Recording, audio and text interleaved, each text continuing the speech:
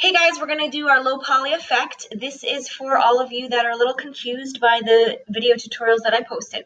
So what you want to do is open your compiled scene from your computer. So you're just going to hit open from computer, and then mine is opening automatically into my downloads, which is where my low poly project was saved. So you want to open up that PSD file. So go ahead and hit open.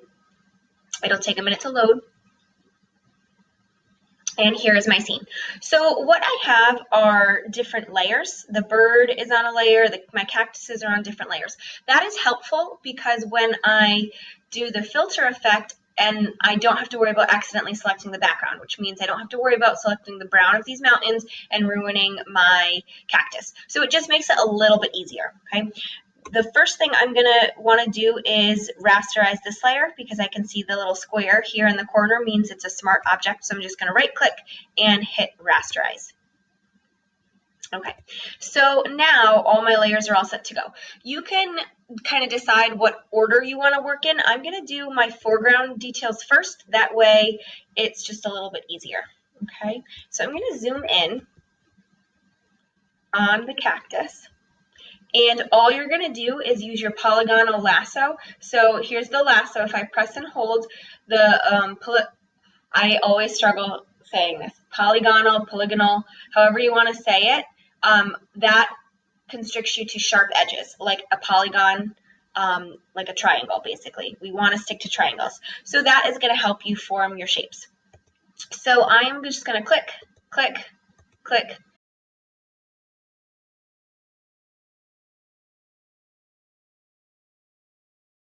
So now I've got my selection, and I'm going to go to Filter, Blur, Average. And what it did was average the colors inside that selection. Now I can hit Control-D to deselect. I am missing this little sliver of the cactus. Oops, I accidentally clicked. So I'm just going to hit Control-D, deselect. This is the trouble with zooming in so much. Okay, so now I'm really zoomed in and I can see what I'm missing. So what you want to do is go really, really close to the polygon that you just did because you don't want any edges. So I'm just going to click outside because my background is not part of this image. It won't average those colors. Okay, so now I'm going to go Filter, Blur, Average. Okay, and it will average and it will follow the outline of the cactus. Control-D to deselect, and you can see that it's a slightly different color than here. It's going to be lighter because that's where the highlight kind of is.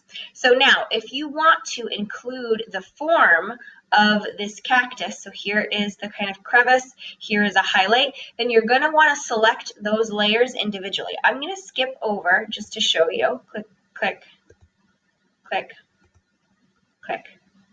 You can do other shapes other than triangles if you want, okay? So now, here's a shortcut. Filter, last filter. Because the last filter we did was blur and average. So I'm just going to hit last filter, and it will apply the effect. So that's a little quicker. Control-D. Now I'm going to get this highlight in here. So I'm going to click, click. So I want to kind of line this line up to that line of the kind of triangle shape. Click. Click. Okay, there we go. So now filter, last filter. The keyboard shortcut is Alt, Control, F. So you can also be hitting that. And now it will average those, not as light as I wanted, but it's still lighter than this green, which will help with the highlight, not shadow.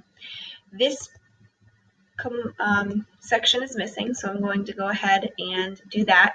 So then it was Alt, Control F for the last filter, and then Control D to deselect. So that's that. Now, what I could do is make invisible all these other layers, and that might help me see the cracks through. Okay. Now, of course, my cactus layer is visible, so that's a little tricky because I'm kind of seeing those colors through, but this might help on the edges, anywhere where you're not sure if you've selected. Okay, let's make those visible again. But you're going to continue on in this manner until every single object you've done is made of polygons, okay? And again, think about where the colors make sense to be the same and where they need to be different, where you need to show the shade, where you need to show the highlight. Feel free to include a couple big ones to make the process go a little faster because this is incredibly tedious.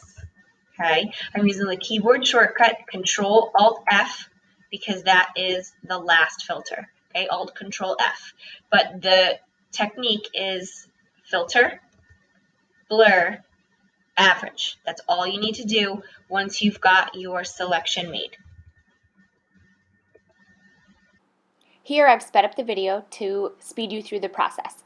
Now I have accidentally left some lines in between my triangles, and that can be really tricky if you're not zoomed in far enough. So I do encourage you to go really close to the project and work really slow. You have 4 hours of dedicated time per this project per week, and you have 3 weeks to complete it, counting spring break of course. But without spring break, it's still 8 hours dedicated to this. So I know that you have enough time to complete. The last thing I want you to recognize is the difference between a group of small triangles next to one large triangle. As I zoom out, you'll see that one large triangle to the left in comparison to the grouping of a ton of small triangles. And it just doesn't work really great. You want to have an even mix between the two sizes, or you don't want to include triangles that are so teeny.